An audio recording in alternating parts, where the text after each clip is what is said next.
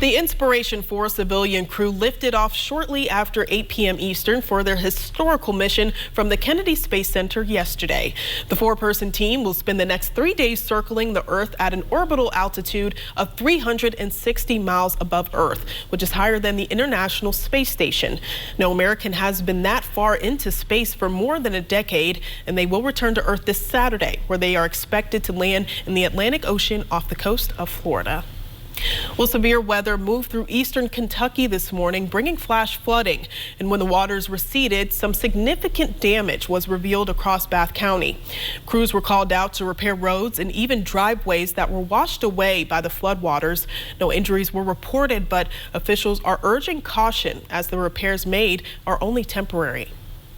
Well, Pfizer says new data shows that booster shots may be needed 6 months after primary doses.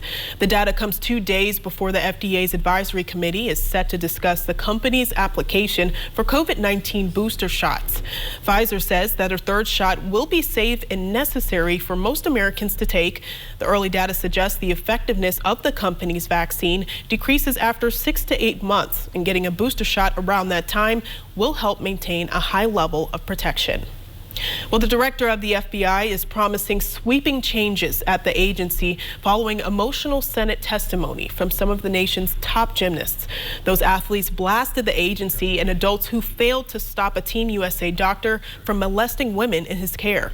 NBC's Chris Pallone joins us from Capitol Hill with the story. I also want to express my gratitude. 4 of the nation's most decorated gymnasts blasted failures by adults at the FBI and USA Gymnastics, who they say ignored their claims of sexual abuse by team doctor Larry Nassar for more than a year. It was like serving innocent children up to a pedophile on a silver platter. Nassar is now serving up to 175 years in prison, but a Justice Department report estimates he abused at least 70 gymnasts after the FBI was first notified. Olympic champion Michaela Maroney spoke to an FBI agent about Nassar in 2015. I began crying at the memory over the phone, and there was just dead silence.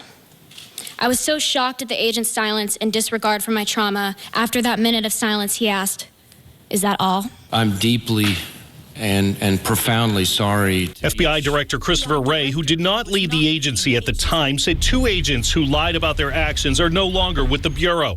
One was fired, the other retired. The kinds of fundamental errors that were made in this case in 2015 and 16 should never have happened, period. And as long as I'm FBI Director, I'm committed to doing everything in my power to make sure they never happen again. Not soon enough for the more than 250 women who say Nassar abused them. I don't want another young gymnast, Olympic athlete, or any individual to experience the horror that I and hundreds of others have endured before, during, and continuing to this day in the wake of the Larry Nassar abuse. The gymnasts are calling for a full independent investigation of all the agencies and people who knew about the accusations against Nassar and apparently did nothing. Chris Pallone, NBC News, Washington.